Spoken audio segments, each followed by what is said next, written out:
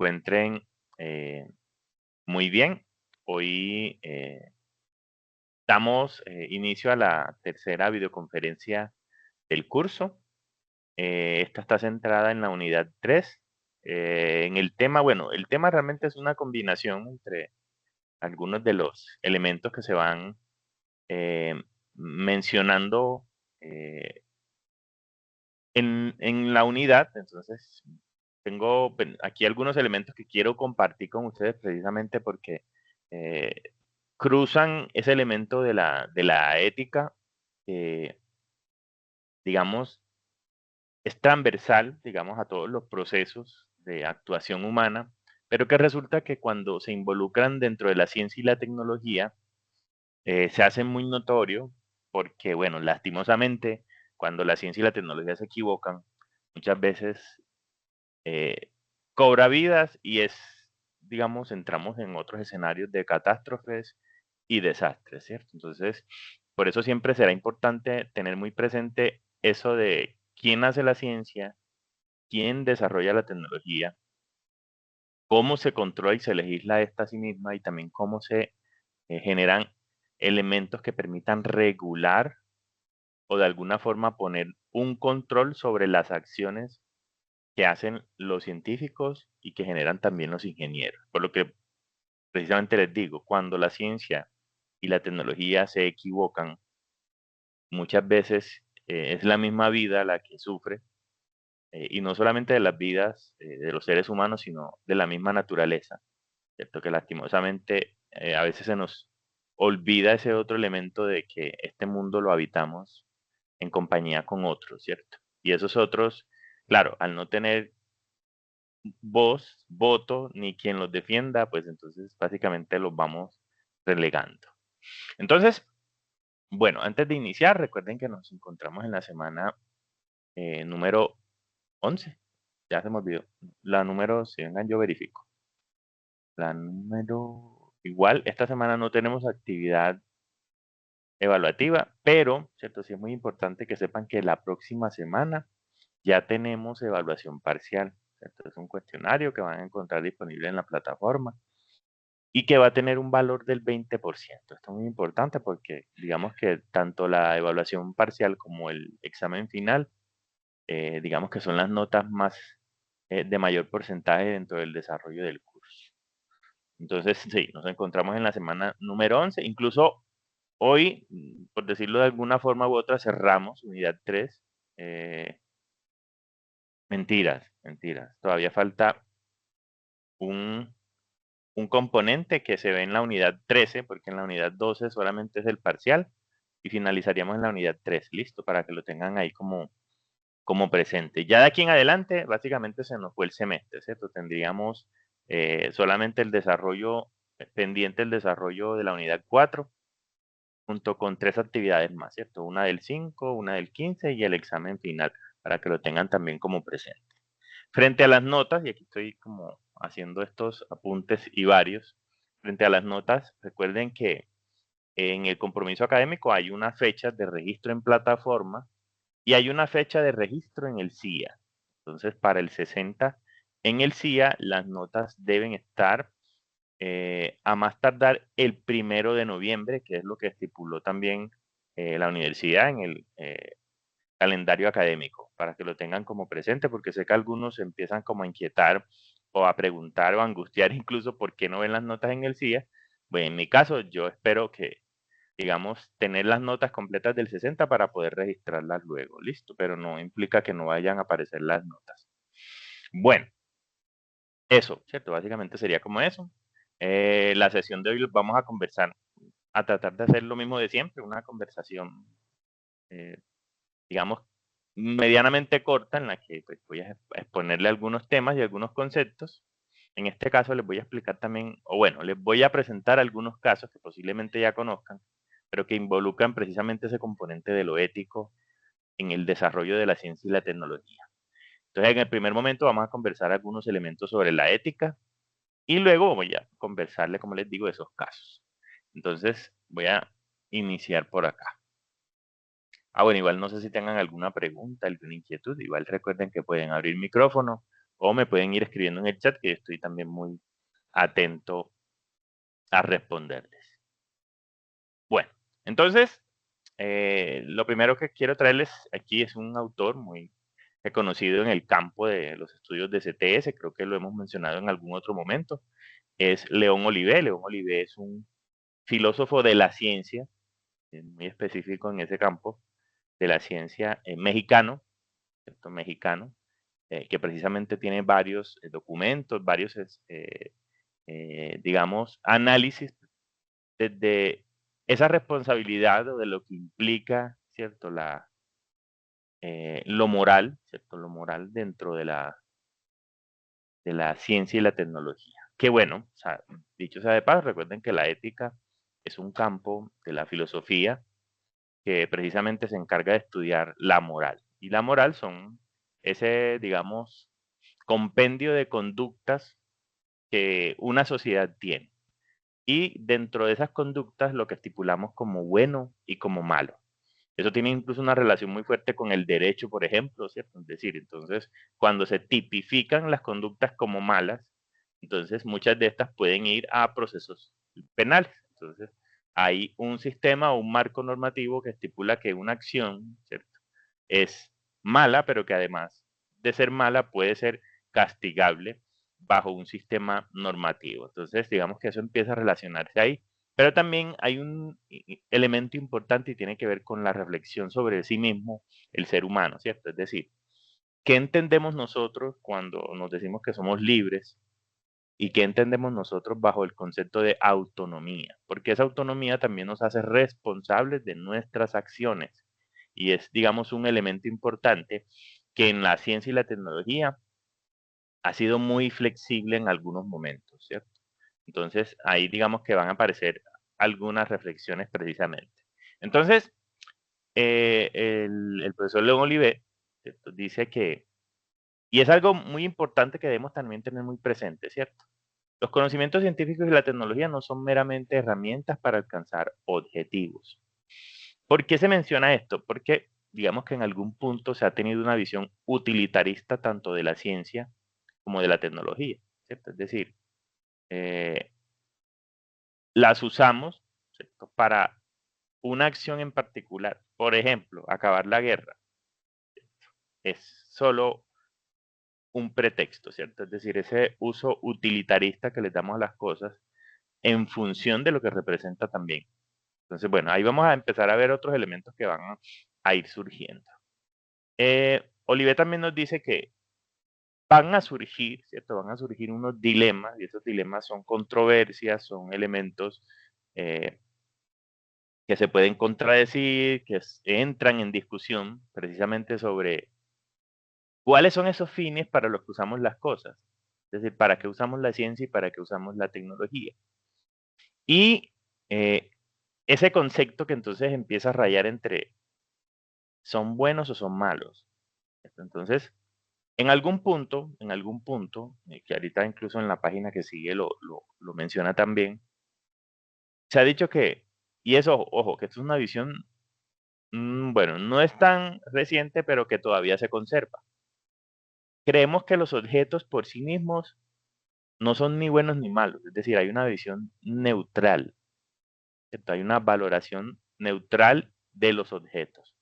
Como queriendo decir, por ejemplo, que no sé, una pistola, por decirlo así, no es ni buena ni mala. Entonces alguien dice, no, es porque es el uso que le damos. Entonces, miren, ahí damos respuesta a eso de los fines, ¿cierto? Es decir, entonces si yo lo uso para dispararle a alguien, ¿es bueno o es malo? O sea, si alguien me dirá por allá, no, pero es que si me estoy defendiendo, es que si estoy haciendo parte, no sé, de un grupo o soy un vigilante, incluso pues, eso es hasta complejo con los sistemas de vigilancia, con las empresas de vigilancia, porque es, aunque usen un arma, el hecho de utilizarla y disparar, eso se convierte luego en un problema, ¿cierto? También para las personas que portan armas.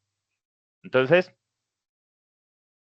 digamos que esa visión neutral deja de existir, ¿cierto? Deja de existir. Pero bueno, antes de decirles por qué, hay otro escenario al que quiero que toquemos en este punto, Y es que mucho tiempo, ojo, los científicos y los tecnólogos, cuando han sido involucrados en procesos cuestionables, no quieren asumir responsabilidades. Simplemente dicen, no, fue el gobierno, fueron los militares. ¿Por qué menciono los militares? Porque, bueno, en algún momento, por ejemplo, sobre todo en escenarios de guerra, son los militares los que tienen el dinero, son los militares los que tienen la inversión, son los militares los que contratan o consiguen a esos científicos o ingenieros para que hagan cosas, ¿cierto? Para ellos, descifrar un código, desarrollar armamento, desarrollar máquinas que permitan detectar, ¿cierto? O los radares, bueno, todos estos sistemas que incluso a veces decimos, no, que gracias al ejército tenemos internet. Eso no es tan cierto. Eso no es tan cierto. Cuando se desarrolla internet, y ahí cambiando un poco de tema, cuando se desarrolla internet o cuando empieza a desarrollarse internet, se está desarrollando en un proceso académico, es decir, está surgiendo en una universidad, que luego ¿cierto? Los militares lo toman y vuelvo y repito, al tener el dinero y al tener los recursos, pueden lograr un mayor desarrollo, es diferente. Pero sí que tal que el recurso hubiese venido de otro lado, igual se hubiese desarrollado, ¿cierto? Entonces, para que no, porque veo que se repite mucho esa idea de que gracias a los militares tenemos el desarrollo de internet y de las redes, y no. Entonces es otro, otro sentido que le damos, digamos, a algo que ya estaba surgiendo. Obviamente pudo haber sido más lento o pudo haber sido más rápido si lo hubiese tomado alguien con nivel de financiamiento mayor al que puede tener el Estado, ¿cierto? En este caso en Estados Unidos. Entonces, en muchos de estos escenarios, y voy a citar uno muy particular, y es el de las bombas nucleares de Hiroshima y Nagasaki, ¿cierto? El proyecto Manhattan, que es sobre el cual se desarrollan estas bombas, trajo muchos científicos, ¿cierto? Alineados con muchos ingenieros también, y construyeron estas monstruosidades que yo creo que a veces se nos olvida el desastre que se generó con estas bombas y que incluso a veces hablamos de que conocemos la historia y que no conocerla es repetirla. Bueno, pues yo creo que realmente lo que no nos interesa es repetirla, pero la idea es que no nos importa, ¿cierto? A nivel general, a nivel de la política internacional, a nivel del mundo, a nivel de las personas que gobiernan, no les importa realmente repetir cosas. Simplemente les importa pues el poder, ¿cierto? Concentrar riqueza y otro tipo de situaciones. Pero a lo que voy con esto es que esas bombas, ¿cierto? Esas bombas se desarrollaron por grandes mentes, que luego también quisieron evitar. Obviamente nadie los castigó por eso, ni nadie los encarceló, ni pagaron juicio, ni nada. Pero son responsables de ese desastre, ¿cierto? Son responsables. Ahora se lavan las manos o se las lavaron en su tiempo porque ya muchos de ellos murieron. Eh, pero pensar que la ciencia y la tecnología también destruye era algo que no teníamos en mente hasta los 70, ¿cierto? Para que lo tengan por ahí como presente. Bueno, de la Segunda Guerra Mundial en adelante, esa visión empezó a cambiar. Entonces, precisamente ahí también surge ese cuestionamiento ético, es decir, ¿a quién responde? ¿Bajo qué preceptos morales los científicos y los tecnólogos desarrollan sus ideas? ¿Para quién se desarrolla ciencia? ¿Para quién se desarrolla tecnología? La vieja creencia de esto es que lo hacían para el desarrollo y el bienestar de la humanidad, pero ya sabemos que eso no es así, ¿cierto? Y ahorita por eso les quiero mostrar varios ejemplos de cosas que suceden dentro de la ciencia y la tecnología también, porque también están llenas de corrupción, ¿cierto? También están llenas de corrupción y de otros intereses, que es precisamente lo que menciona León Olivé ahora en este otro punto, ¿cierto? Es decir, ¿por qué la ciencia y la tecnología y sus productos no son neutrales?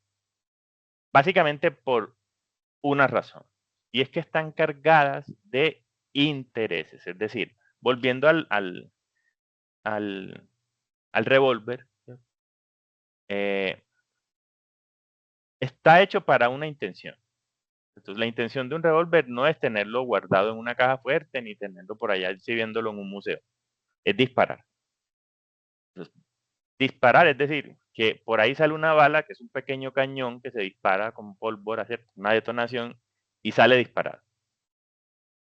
Es la única intención. Es como la que un cuchillo es cortar. ¿Qué cortemos? Bueno, ya eso está en la responsabilidad del sujeto que lo acciona, no en el arma. Pero hay una intención. Hay un ejemplo que incluso es muy frecuente y es, los objetos tienen unas cargas intencionales. ¿Qué quiere decir esto? Que los objetos nos hacen invitaciones indirectas. ¿A qué cosa? Si yo una silla, me hacen pasar a un salón y me dicen que espere y solo hay una silla, en algún momento, ¿qué voy a hacer yo? Sentarme, porque para eso está hecha la silla. Para eso está hecha y porque yo ya reconozco esa función de la silla. Eso mismo pasa con las armas. Hay una función destructiva, ¿cierto? La función de las armas no es sembrarle flores, ¿cierto? No es disparar amor, no. Pues eso creo que es un concepto incluso ridículo, porque las armas están hechas para destruir. No hay ningún otro propósito, por más que lo quieran disfrazar desde la política o cualquier otra cosa, ¿cierto? Como, me armo para mantener la paz y ese tipo de cosas, no. Las armas son elementos destructivos. Entonces, a lo que voy con esto es que todo lo que se hace en la ciencia y la tecnología, y en este caso está subrayado acá en negro, León Oliver lo menciona precisamente como sistema de acciones intencionales. Entonces, la creación de la ciencia, el desarrollo tecnológico, tienen unas cargas intencionales, y esas cargas intencionales están basadas también en intereses. Esos intereses pueden ser políticos, pueden ser económicos. Por ejemplo, la tecnología está muy cargada de esto. Puede ser cultural, puede ser religioso incluso, ¿cierto? Puede ser religioso. Si no, miren lo que pasaba en la Edad Media con los desarrollos de astronomía, ¿cierto? O las primeras y los primeros intentos de observar el movimiento de los planetas, el movimiento del universo. Estaba controlado por la iglesia, precisamente para que ese discurso de que estamos en una tierra y que tenemos tres planos, es decir, en el medio está la tierra, hagan de cuenta un sándwich. La tierra en el medio, que somos nosotros, los seres humanos. En el cielo, la parte superior, está los ángeles y está Dios. Y en el tercer plano, que es el inferior, está el infierno. Si yo digo que la tierra es redonda, pues se va a caer esa teoría. Luego, cuando decimos que es que la tierra no es el centro del universo, se sigue cayendo. Entonces se siguen cayendo las teorías de que, bueno, y no digo que fuesen malas o buenas desde la iglesia, sino que la iglesia las controlaba. Las controlaba precisamente para que no se cayeran algunos de sus discursos de control, porque eran de control político. Eso llevó a que la iglesia también incurriera en muerte, ¿cierto? Matar a todo aquel que no le gustara lo que dijera. Entonces, ese tipo de cosas suceden cuando hay intereses dentro de esos desarrollos, ¿cierto? Entonces, por ejemplo, esa persona, no sé, que dice, voy a crear una vacuna porque uno de mis familiares, mi mamá, mi papá murieron por una enfermedad y yo quiero prevenir que los demás mueran, ¿cierto? Eso es algo, sigue siendo un interés personal, aunque muy altruista, pero sigue siendo un interés personal, ¿cierto? Entonces miren que las cosas están cargadas de intereses, ¿cierto? De intereses, y precisamente esos intereses son los que van a desarrollar ese sistema de acciones intencionales, porque también hay intención en lo que yo creo, hay intención en lo que yo hago. Hay intención en esa arma, hay intención en esa vacuna, hay intención en ese dispositivo. Entonces, miren, ¿cierto? De una forma u otra, por eso, eso de creer que los objetos son neutrales no es tan cierto. No es tan cierto. Un lapicero, ¿cierto? Yo creo un lapicero, un esfero, un bolígrafo, como quieran, ¿cierto? Se supone que la idea es escribir. La intención, ¿cierto? Ahí está la carga intencional, es un objeto para desarrollo de la escritura. Fue para eso. Yo no dije, no, es que aquí está esto, lo inventé, se me ocurrió hace poquito, ya ustedes verán a ver para qué lo usan, ¿cierto? Hay una función específica, incluso si nos vamos ya a elementos un poco más puntuales desde el diseño y desde el desarrollo industrial, los objetos están pensados bajo ciertos propósitos, funcionales, estéticos, físicos, pero están pensados, ¿cierto? Para que precisamente cumplan una acción, no para que yo determine cuál será la función. Entonces, ahí, digamos que, perdón, aquí está lloviendo y se me está metiendo el agua. Entonces, en esas cargas intencionales, ¿cierto? Es donde detrás están, ¿cierto? Los responsables. ¿Y quiénes son los responsables? Los científicos. los científicos y los tecnólogos que participan, porque incluso si yo digo, me dice, no sé, me llaman de un proyecto, vamos a crear esta arma, yo, ¿dónde están entonces mis, no sé, mis principios, mi construcción como ser humano desde lo moral y desde lo normativo para determinar participar o no? ¿Cuáles son mis intereses también? Si me dicen, ves que le vamos a pagar tantos millones de dólares, si no tengo esa conciencia de lo ético, pues obviamente lo voy a aceptar, que es lo que pasa con muchas obras, ¿cierto? A nivel, incluso las obras civiles, y somos, en Colombia somos ejemplo de esto, ¿cierto? Puentes que se caen, edificios que se caen, obras que se caen. Entonces, ahí que incluso, pues, espero que por acá no tengamos ningún ingeniero, pero miren que hay ciertas áreas de formación en las que estamos como, miramos a los demás desde un pedestal, porque incluso creemos que las ciencias sociales o las ciencias humanas, como en las que yo estoy, por ejemplo, ¿cierto? No valen la pena o no sirven para nada. Pero entonces, si yo digo, es que yo soy ingeniero de obras civiles, pero pues, el primer puente que hago se me cae, y no se me cae por el conocimiento, se me cae por mis intereses, porque me dijeron, ve, si no le metemos tanto de varilla y quitamos esto de cemento, nos podemos ahorrar tantos millones y nos los podemos quedar nosotros. Ahí hay unos intereses económicos, pero que entonces involucran también las conductas éticas. Y yo afecto a otras personas con eso. Y he causado muertes con eso. Entonces, ¿qué pasa, cierto? ¿Qué pasa también con ese tipo de acción? Entonces, precisamente ese es el foco, ¿cierto? Ese es el foco, digamos, de esta unidad. Que podamos tener, ¿cierto? Un nivel en el que seamos precavidos, ¿cierto? Precavidos, que seamos cuidadosos, tanto del lado del usuario como desde el lado también del profesional, de cualquier área, ¿cierto? De cualquier área. ¿Cómo hago las cosas? ¿Las estoy haciendo bien o mal? ¿Bien para quién? ¿Según quién?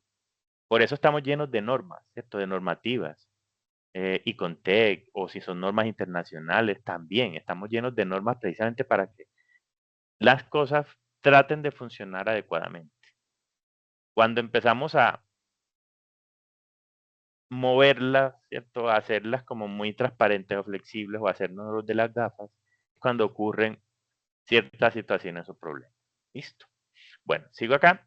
Entonces, ya de pronto, como a modo histórico, esto se hizo muy, muy, muy evidente en los inicios de la revolución industrial, ¿cierto? Obviamente, los grandes desarrollos que se dieron con los inicios de la automatización, el uso de combustibles, la electricidad, bueno, todo lo que se genera en la revolución industrial, ahí se empiezan a revaluar precisamente eh, la conducta, ¿cierto?, de quienes están haciendo ciencia y tecnología en ese tiempo. ¿Qué se privilegia? ¿El hombre, la sociedad, el medio ambiente o el dinero? Lastimosamente ahí también surge precisamente el capitalismo, ¿cierto? Aunque bueno, veníamos de otros sistemas más precarios, pero con eso de la acumulación de la riqueza, los medios de producción, miren que surgen otras dinámicas también. Entonces yo desarrollo ciencia y desarrollo tecnología para qué. Incluso miren que en esas épocas hay grandes épocas de enfermedades, las ciudades al llenarse de personas que migran, por ejemplo, del campo porque se ven, eh, digamos, tentados o por ese desarrollo, por ese nuevo desarrollo, se van para las ciudades y las ciudades no tienen sistemas de alcantarillado, no hay sistemas sanitarios. No sé si se vieron o lo han leído. Yo no me he leído el libro, vi la película hace un tiempo, ¿cierto? Del perfume. Eso está marcado en esa época. Miren que ahí no hay baños, no hay nada. La gente usa perfume, ¿cierto? Usa perfume precisamente para disfrazar sus malos olores y no hay sistemas sanitarios. Y el desarrollo industrial amplió todas esas situaciones también, además de esa gran concentración de personas que vinieron del campo y que emigraron. Y eso se ve reflejado ahí, ¿cierto? Ahí se va a ver reflejado.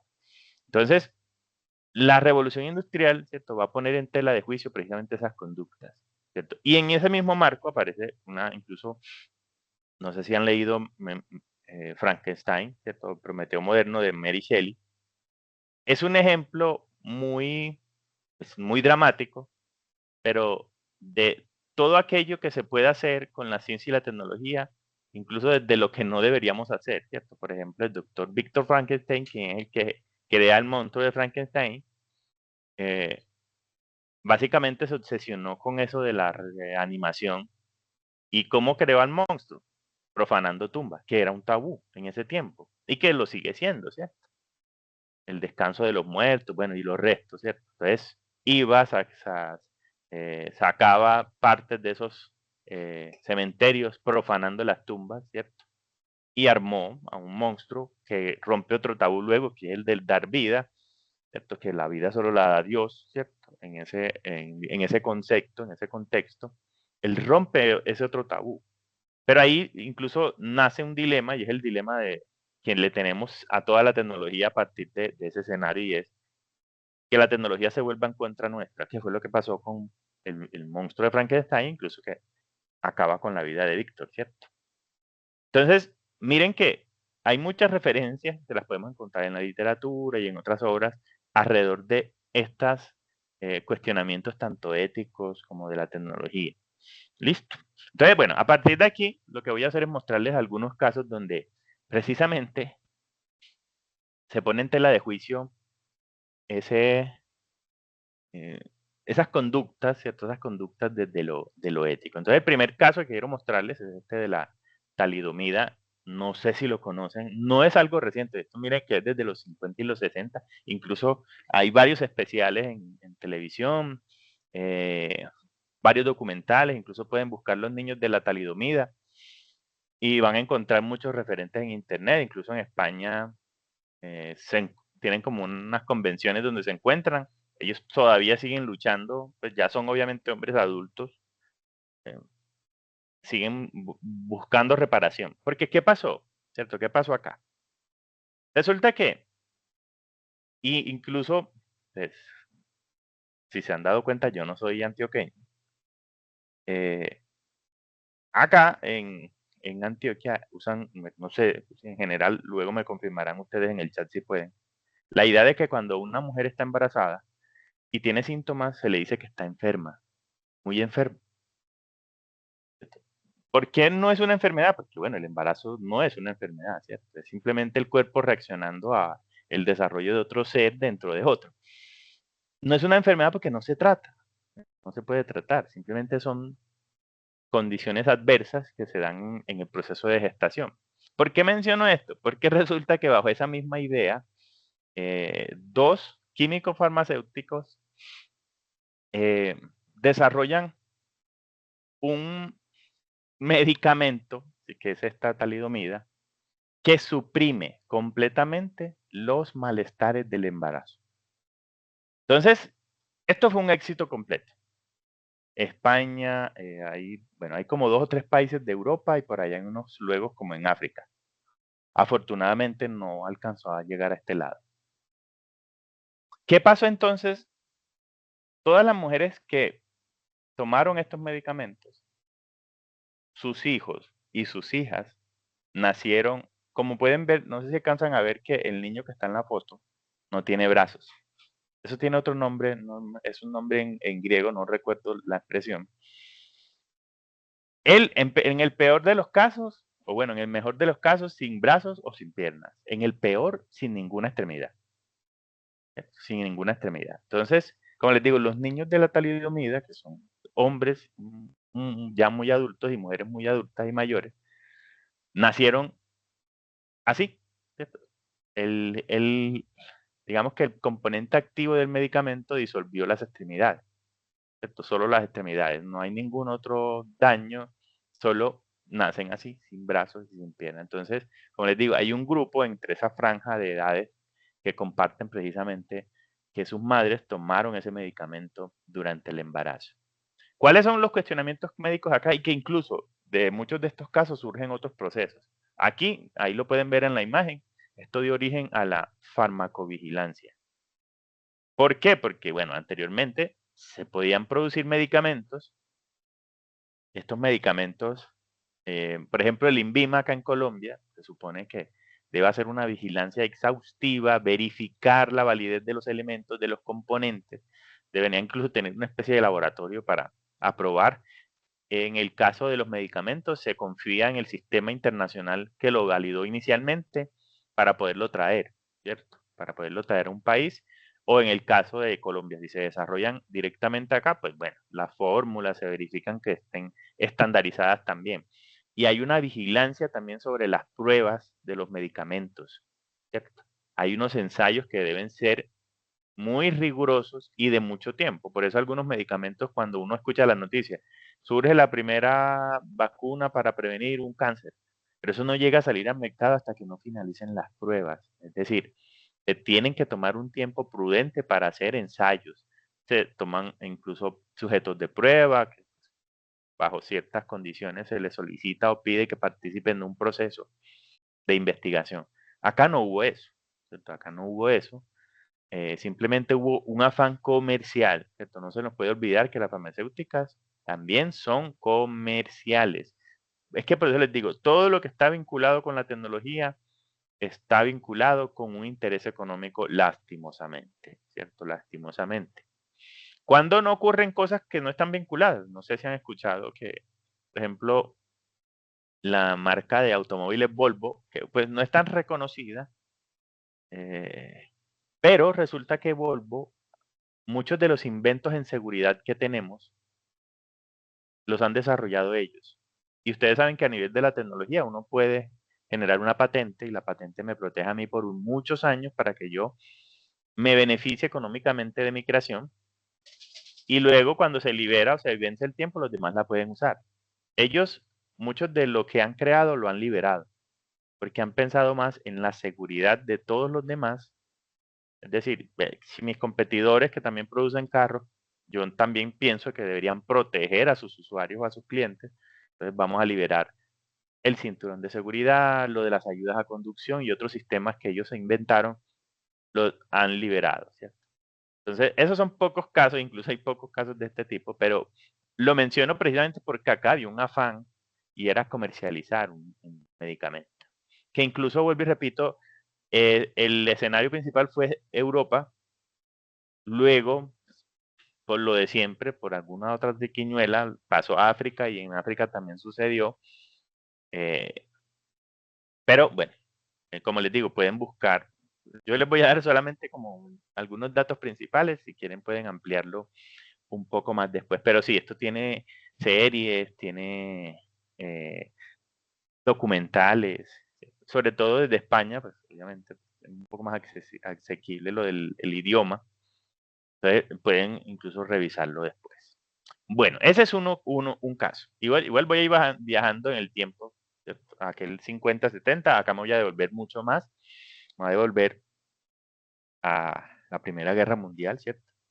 En el marco de la Primera Guerra Mundial, sabemos que está involucrado eh, los alemanes, ¿cierto? Con el movimiento nacional socialista o los nazis, y, y esa idea de expansión y de control y bueno, todo lo que surge y se desarrolla dentro del marco de esta, pues, yo no sé si eso realmente era una guerra, era una barbaridad. Bueno, pero ¿qué pasa acá? ¿Cierto? ¿Qué pasa? Además de la guerra y de ese contexto incluso cruel, sangriento y grotesco que se desarrolló durante la guerra, cosas como convertir a las personas, ¿cierto? Algunos de sus residuos en jabones, sus huesos en peinillas, ¿cierto? Ese tipo de cosas que no son mentiras porque así pasó, ¿cierto? Resulta que ellos en ese marco, y ojo, que aquí estamos hablando de médicos, enfermeras, científicos, incluso la iglesia, ¿cierto? La iglesia también estaba ahí. Crean un programa que se llama Action T.4, ese que ven ahí. ¿Cuál era la idea? La idea era, eh, bueno, bajo esa idea de la eugenesia, recuerden que ellos buscaban tener una raza pura, que eran los arios, las otras razas no existían para ellos, ¿cierto? O debían desaparecer. Una forma discreta, pero muy cruel de hacerlo fue este programa. Empezaron entonces a mm, tomar, por ejemplo, jóvenes, ¿cierto? Judíos, ¿cierto? no, pues digamos que no iban a los centros de concentración o no los mataban directamente, pero les prescribían enfermedades, les prescribían problemas mentales, los castraban químicamente, obviamente para que no pudieran generar pues, descendencia. Entonces, y de una forma u otra, ese era un exterminio como discreto, por decirlo así, eh, y que bueno, también llevó a la muerte de muchas otras personas. De hecho, bueno, hace muchísimos años, yo recuerdo, vi una película, bueno, estaba niño realmente cuando la vi, esa película no sé si esté disponible todavía, y mostraban un caso de unos chicos donde un médico empezó a preguntarse y a cuestionarse, porque en los diagnósticos decían que tenían problemas mentales, que tenían problemas físicos, o sea, hagan de cuenta que eran como si los trataran como eh, enfermos, pero con enfermedades crueles que incluso implicaban movilidad.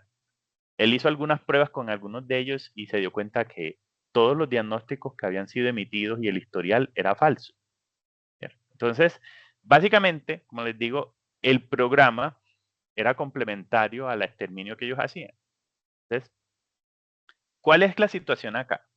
La situación o esa implicación ética es que, como les digo, quienes están desarrollando o participando del programa son médicos, son científicos, que usan, digamos, su conocimiento no para ayudar, sino que usaron todo lo contrario, todo lo contrario. Yo a veces cuestiono mucho a los médicos porque con esa idea de que el juramento hipocrático y que la vida es primero, uno sabe que no es tan así, ¿cierto? Por lo mismo que hemos hablado ahorita, ¿cierto? Porque siempre hay otros intereses. Y sin intereses económicos, que me paguen, ¿cierto? O tener una reputación, ¿cierto? Como por ejemplo la medicina estética, que raya en la barbaridad también. Entonces, ¿qué pasa, cierto? ¿Qué pasa entonces? ¿Quién controla? ¿Quién cuestiona? Cuando el Estado es también quien promueve la práctica. ¿Tengo yo derecho a objetar no participar en un programa como este? Es decir, ¿dónde está toda esa formación que yo digo que tengo desde lo ético y desde esos principios como un profesional para hacer precisamente lo contrario a lo que juré que iba a hacer? En vez de cuidar la vida del otro, la extermino y promuevo incluso prácticas que generan más crueldad en el otro. ¿Listo? Entonces, eso sucedió en ese programa. Voy a seguir por acá, me quedan todavía 3 chismecitos más. Este es bastante curioso. El hombre de Piltdown. Incluso aparece como de los principales, incluso miren el año, 1912. Aparece como de los primeros, eh, digamos, como de esas primeras grandes polémicas frente a la ciencia y la tecnología. En este caso, pero no sé qué tan relacionados estén con el tema, pero cuando se empezaron a hacer hallazgos desde la antropología, perdón, desde la paleoantropología, y que se buscaban rasgos, es decir, encontrar cuál era el origen del ser humano, ¿cierto? Entonces, encontraban restos, empezaron a hallar, a hacer grandes expediciones para buscar los restos y encontrar el origen del hombre, ¿cierto? Entonces, se empezó, bueno, y esto, bueno, obviamente también influenciado por las teorías de la evolución, eh, eh, Darwin, bueno, y otros, digamos que promovieron, ¿cierto? Esa idea. Entonces, se dio durante un tiempo como una tendencia generalizada en ciertas ciencias de buscar restos, de buscar partes en yacimientos, ¿cierto? Sí, exacto. Es eso que menciona David. Entonces, precisamente eso que menciona David en el chat, ¿cierto? No falta, es cierto, el vivaracho o el aprovechado pero bueno, ojo que acá no solamente por la acción de lo que desarrollan, sino que ahora se van a dar cuenta que es como la política, ¿cierto? Porque hay personas que se alinean con ideas que uno dice, pero ¿en serio tú crees en eso? No, es que realmente su concepción de mundo está basada en eso. ¿Qué pasó acá? Entonces, digamos que una persona que no era científica, no era su formación no era esa, era un aficionado, ¿cierto? Era un aficionado. Ese aficionado logró, eso que ven ahí en la imagen es una mezcla de varios fósiles. Uno era de una parte de un cráneo de un ser humano. Obviamente era pues muy antiguo, porque en las fechas se puede, digamos, determinar en algún punto, pero no era tan antiguo como otros que sí dan cuenta de que es un hallazgo que da, no sé, cuenta del origen del hombre o de esas diversas líneas de hombres que existieron antes del Homo sapiens. Mezclaron un cráneo, parte de un cráneo de un ser humano, con partes del cráneo de un gorila. En ese tiempo aún no existían pruebas como esto del carbono 14 y otras que pueden dar fechas muy aproximadas o precisas de la edad de los componentes. Entonces, este señor acude al curador del Museo Británico de ese tiempo, es Museo Británico que también sabemos que tiene muchas críticas y cuestionamientos por la forma en la que ha acumulado todo lo que exhibe, ¿cierto? Entonces llega allá y se la ofrece. Este señor también, pues, cegado por este nuevo descubrimiento, lo acepta. No recuerdo cuánto tiempo pasó, eh, pero pasó muchísimo tiempo para que se dieran cuenta o para que alguien cuestionara esa idea de que eso no era real. Entonces, ya luego hicieron las pruebas, se dieron cuenta que eso era toda una mentira y fue todo armado. Bueno, pero entonces, ¿a qué vamos con esto? ¿Recuerdan que les decía que hay unas concepciones que traemos que nos permiten hacer esto? Alan Chalmers, que es alguien que habla sobre ciencia y sobre, sí, la forma en la que ha evolucionado la ciencia, incluso tiene un libro que se llama así, que es esa cosa llamada ciencia. Él dice que nosotros vemos y hablamos con los conceptos, es decir, con lo que tenemos ya formado en nuestro ser, en nuestro carácter, lo que hemos aprendido. De esa forma vamos a hablar. Y eso es lo que vamos a representar. Entonces, ¿qué pasaba en Europa en ese tiempo y qué ha pasado durante mucho tiempo? Ellos han negado o negaron que su origen fuese África. Hasta este punto de la historia de la humanidad, nuestro origen está en África, desde la teoría evolutiva, ¿cierto? Nuestro ancestro más, ¿cierto? Más antiguo es Lucy, así se le llamó a ese espécimen, eh, pero ellos han negado esa idea, es decir, nosotros, como queriendo decir, nosotros somos especiales, nosotros no somos de ese pequeño simio caminaba encurvado por allá en las sabanas de África, no.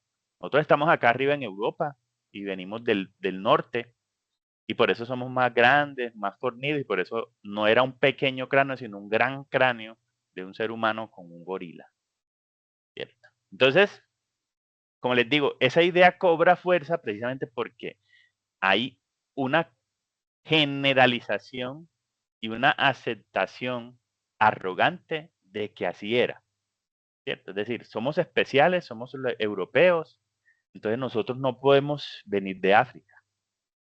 Incluso hay en muchos de los tratados iniciales del desarrollo humano están concebidos en Europa y lastimosamente hablan barbaridades de la forma, ¿cierto? Por ejemplo, hay libros y tratados donde a las personas negras o de África, ¿cierto? La forma en la que las tratan y dicen que no son personas o que tienen características de inteligencia menor, de rasgos menores, ¿cierto? También, incluso hay, como les digo, hay montones de libros que circularon durante mucho tiempo, pero eso tiene muchas concepciones, ¿cierto? Muchas concepciones que precisamente dan luces y que dieron también como sentido a este tipo de mentiras. Pero como les digo, este es uno de los principales, así como eh, asuntos bizarros, además porque la ciencia durante mucho tiempo ha sido un poco arrogante de la forma en la que se valida. ¿Quién valida la ciencia? Otros científicos. Y si esos científicos asumen que es lo que ellos aceptan es real o que es su verdad, pues así se la van a vender al mundo. Bueno, sigo acá. Esta ya se las había mencionado, ¿cierto? Ya se las había mencionado ahorita en la introducción. Pero tiene que ver precisamente con eso, ¿cierto? Es decir, los desarrollos en la ciencia y la tecnología, ¿cómo pueden convertirse en escenarios de catástrofe? El argumento principal que ellos tienen es que terminaron la Guerra del Pacífico. En el marco de la Segunda Guerra Mundial, se desarrollaron como varios escenarios de combate. Uno de esos fue la Guerra del Pacífico entre Estados Unidos y Japón. Japón, en cierto momento, que está también en el cine nos da ejemplos no muy buenos, pero nos da ejemplos. Pearl Harbor, ¿cierto? Tal vez sí la conocen, no es tan reciente, pero bueno, es un poco más contemporánea. Pearl Harbor es en ese escenario todo romántico y del amigo y no sé qué. Bueno, ahí retratan un poco algo de lo que pasa. Y es que Japón, digamos que asesta un golpe muy fuerte sobre Estados Unidos, porque en Pearl Harbor estaba concentrada toda la fuerza armada y naval de Estados Unidos, ¿cierto? Allí era como un centro de mantenimiento, de alojamiento, de entrenamiento. Entonces ellos logran, pues, con estos kamikazes, ¿cierto? Logran destruir en gran parte ese arsenal de Estados Unidos. Pero bueno, más que el arsenal, y bueno, y las muertes y todo ese tipo de cosas, están heridos dentro de su orgullo. Y eso los lleva a generar estas dos monstruosidades que ven aquí. Hay una, la grande, bueno, la de arriba, perdón, que no es más grande, es más pequeña que esta, un poquito más pequeña. El pequeño niño, the little boy, esta de acá. Y esta es Fatman, como el gordo, por decirlo así. Precisamente porque era más redonda, ¿cierto? Más circular. Sus centros están compuestos por elementos altamente radiactivos e inestables. Son diferentes, no recuerdo, uno es como en uranio y el otro creo que es en plutonio.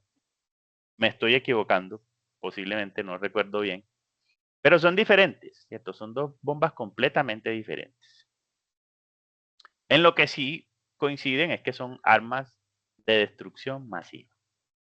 Incluso estas no fueron las dos primeras. Hay una primera bomba que se llama Trinity.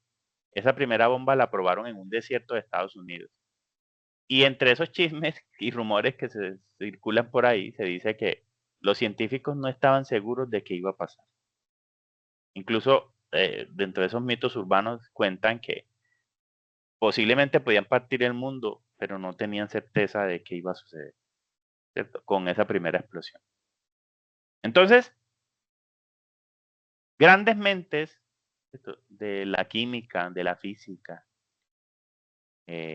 bueno, obviamente expertos en energía termonuclear, que esto es lo que realmente importaría aquí, ¿cierto? Es decir, estas bombas están basadas en el desarrollo de la energía nuclear, que se supone que un pequeño gramo puede generar muchísima energía y que, por ejemplo, en lugares donde no hay agua, pues, como en el caso de nosotros que tenemos hidroeléctricas, que viven del gas o que, ¿cierto?, dependen de otras formas de hidrocarburos o de energía, pudo haber sido una gran ayuda. Incluso, bueno, más reciente, Dark, ¿cierto? La serie, esta serie súper extraña que presentaron en Netflix hace un tiempo.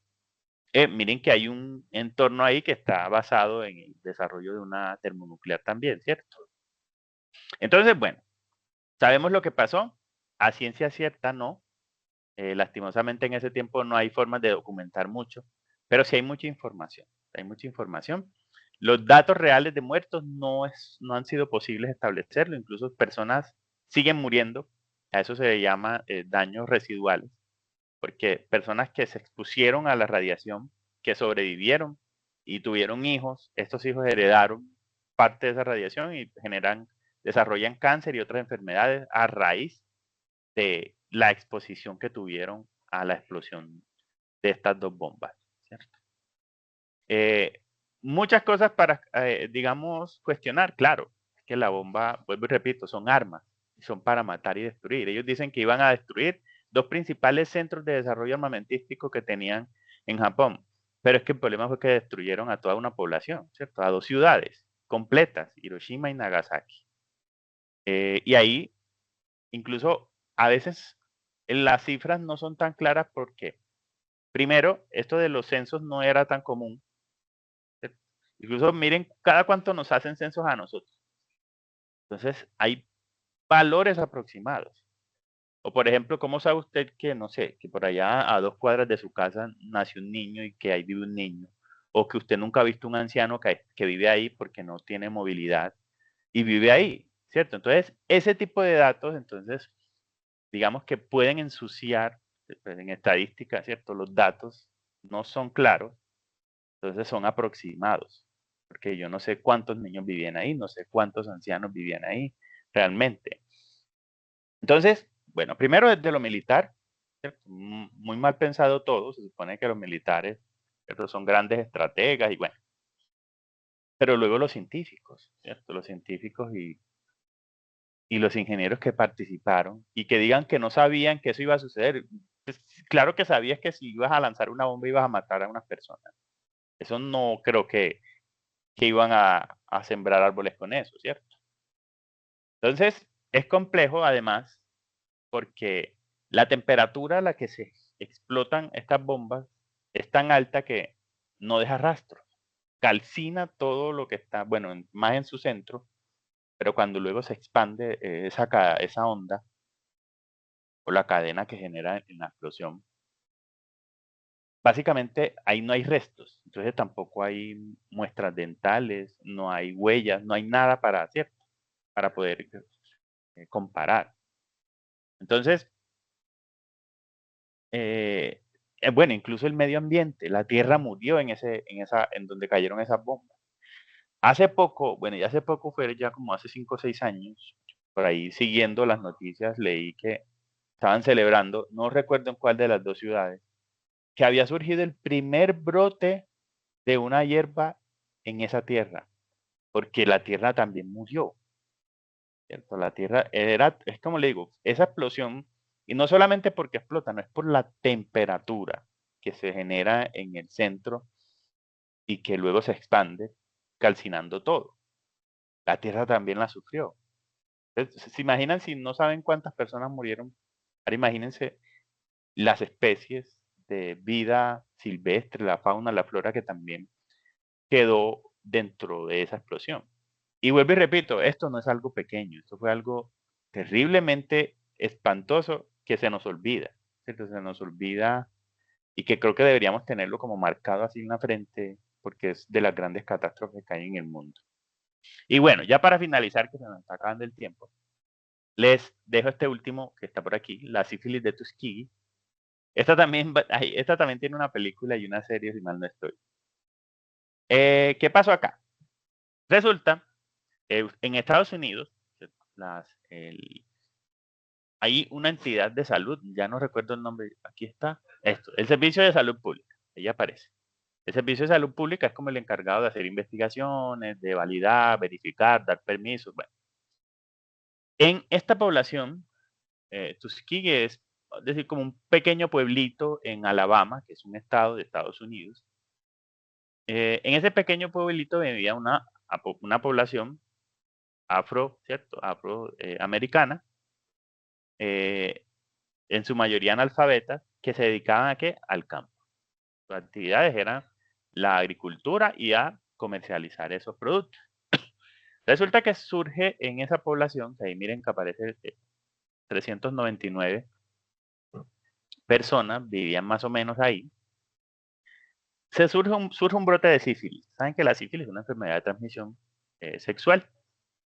Y bueno, si no se generan, digamos, ciertas acciones o medidas para evitar que se siga propagando, pues la sífilis es mortal y además altamente contagiosa.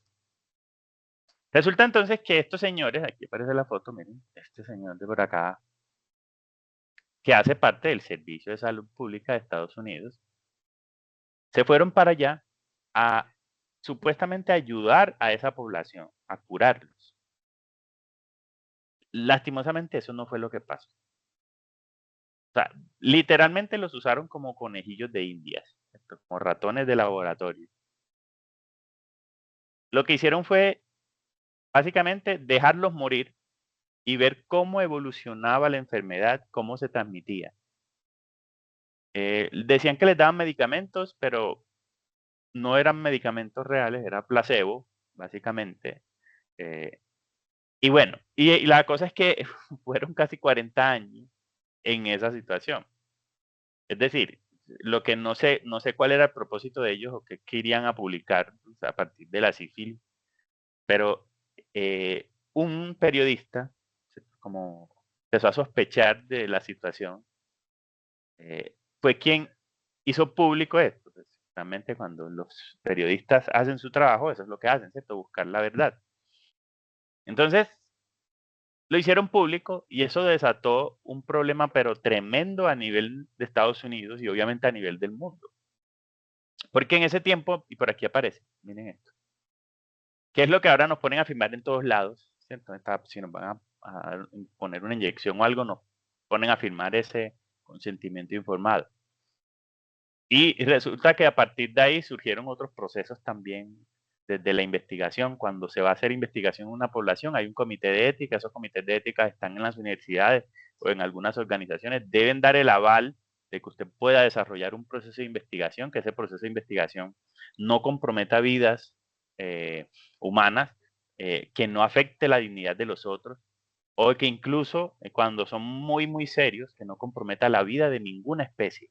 ¿Cierto? Y aquí, como les digo, hablo de los otros que viven con nosotros en este mundo.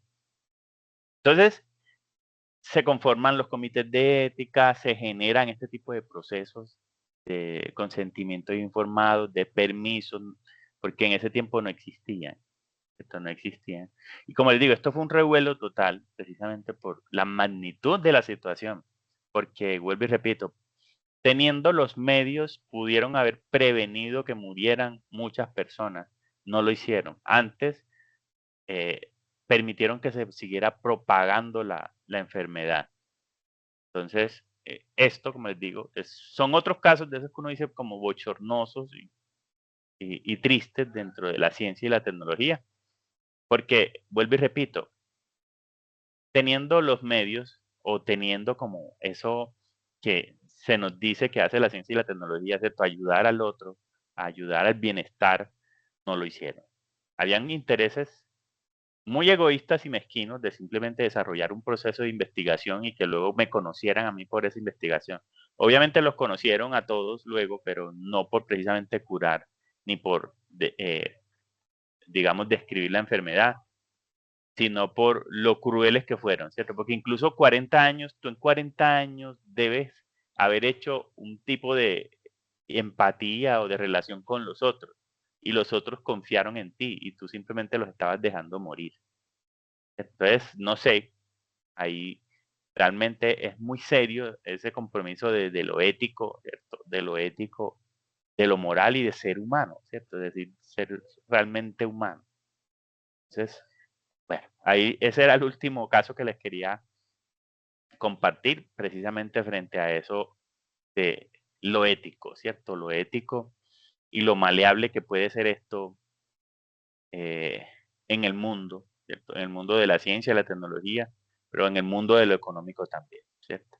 Y bueno, y en el mundo de los egos también. Listo. Bueno, son exactamente las 8:02. Eso era lo que quería compartirles el día de hoy. No sé si tengan alguna pregunta, alguna inquietud. Y si no, pues aquí finalizamos.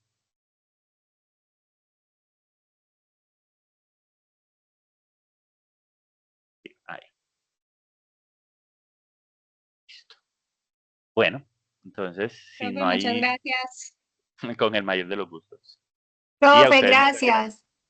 Con gusto, nos vemos. Chao, feliz noche. Hasta luego.